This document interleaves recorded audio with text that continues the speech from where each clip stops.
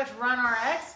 Welcome to Wednesday's Ask Me Anything Live. And so today I had really a big question. Somebody reached out and said, hey, I've been following the tips and doing all the stuff you show, and I'm struggling with feeling like my legs are heavy and I'm not really traveling. So today I want to talk about what we have to let go of in our running, especially if we want to be lighter on our feet, if you will. So most running injuries happen on the ground. And when we're on the ground is when it's time for us to work. So our goal is to minimize time on the ground, increase efficiency of what we're actually doing on the ground.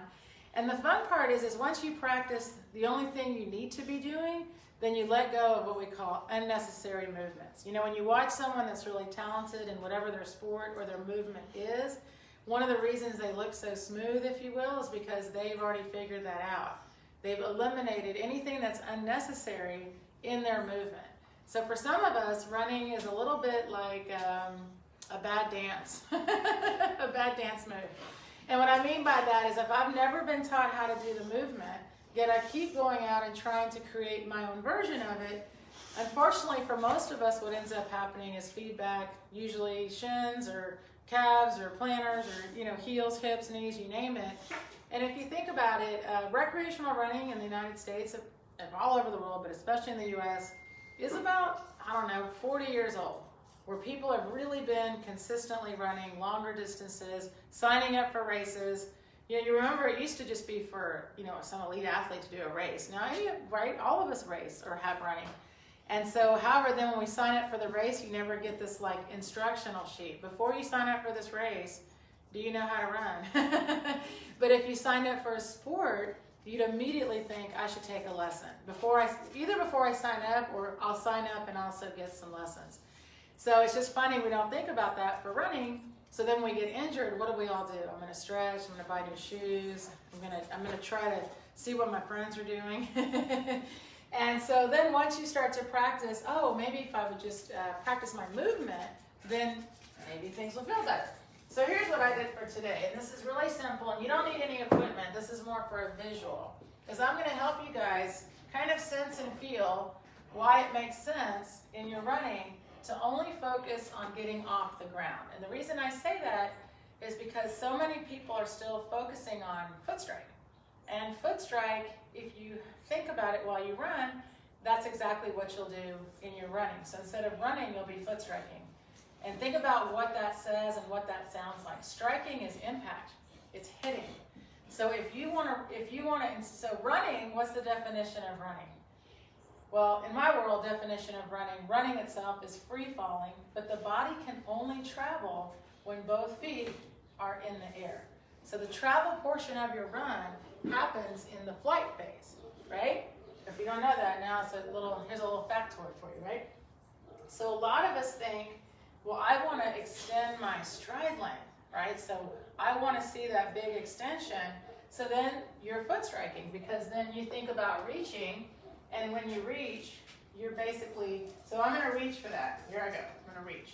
I want to get on there. So I did, but now look, I'm stuck. Because physiologically, our body won't travel until our center of mass passes over the ball of our foot. So then all of a sudden I'm like, man, I've been reaching.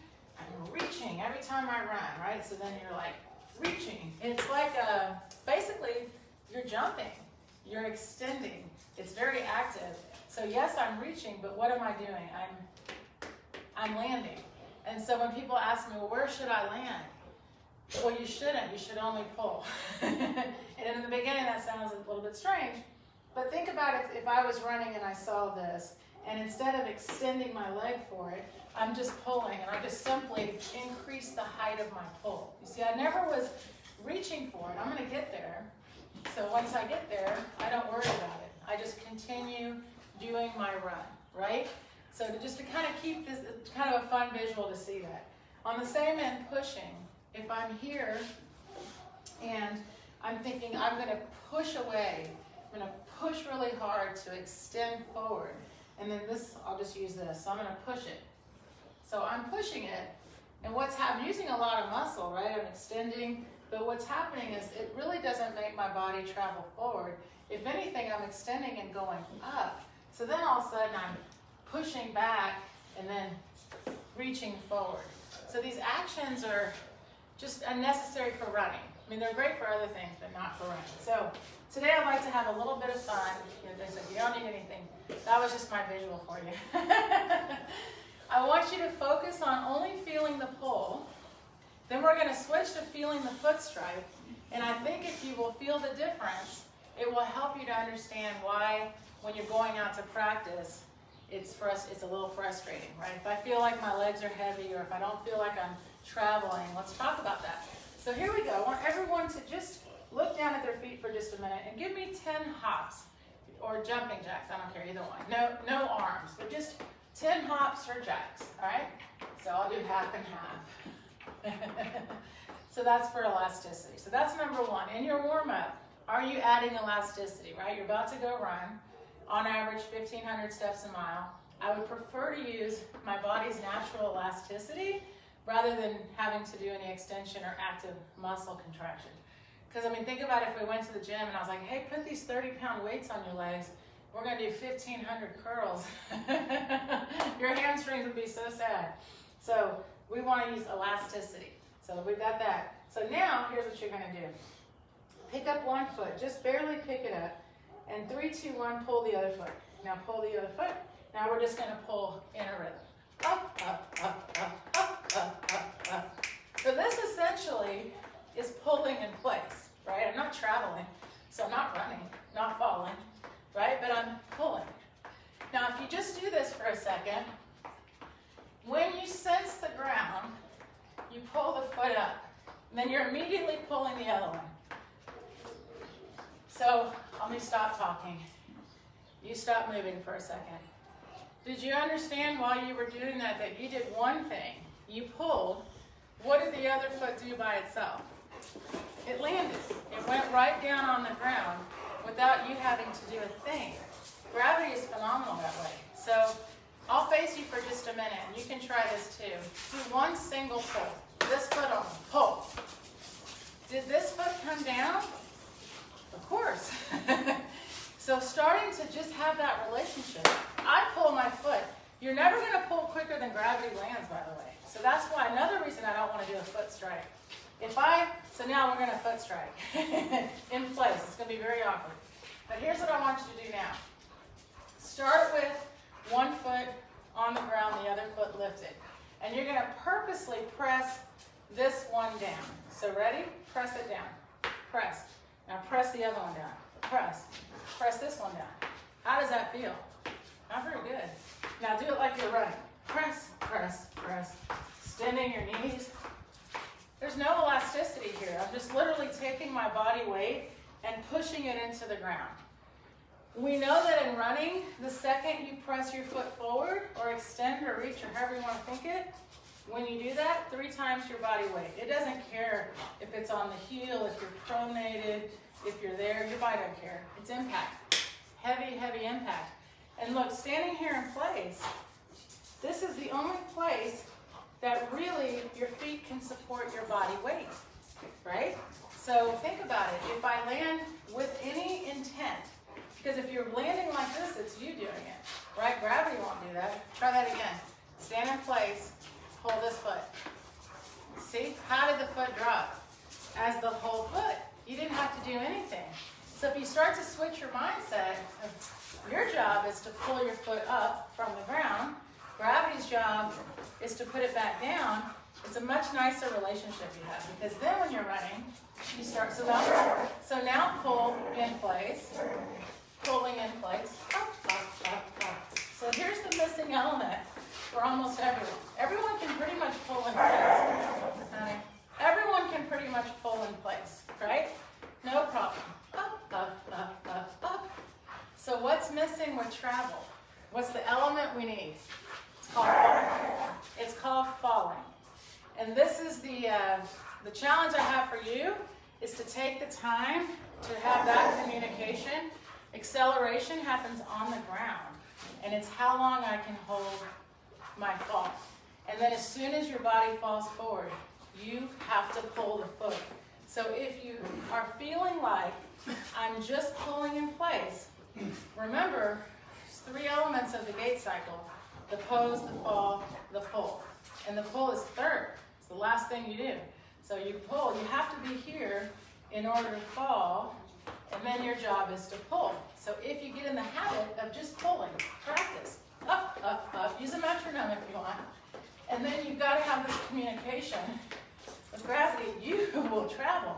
And the nice part is, pulling in place, I'm using muscle elasticity, I'm using the hamstring, I'm learning how to not reach or push, and I'm getting stronger and all that good stuff. But honestly, guys, until you implement all 3 elements of the gait cycle and let go of other thoughts, then it's not going to happen. So it's very important you get that. That I can pull in place, but if I really want to accelerate forward, I have to learn how to fall. And remember, falling is perception. It's not an action. Any of us can fall. I'm sure at one point in your life, you've tripped and fallen before, right? Not because you wanted to. So that's the other interesting part. I don't ever tell myself fall.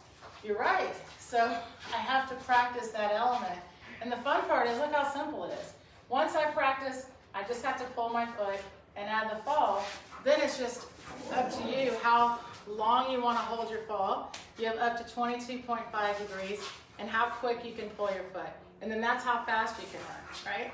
So there's a lot of fun things that can happen with your running. But number 1, I would say, have a conversation of letting go of how I land, because then instead of running, I'm landing. And as you practice pulling, you reduce that need or want to land, reach, or push. So that's the fun thing. And so I just want to end, I'll come over and say hi to a few people. Hey guys, it's fun to see. It's fun to see people are watching. One of the things I offered with the reboot, I didn't get a lot of feedback with, was it's awkward in the beginning. This isn't like a thing I've done before, so some of the drills feel awkward. But I highly suggest for you guys, if you haven't already done so, take advantage. It's staying up on my YouTube. It's free. It's a 30-day reboot. It starts with just the practice of the gait cycle itself, and then every day I add a skill, a strength, or a self-care to help you get and stay pain-free.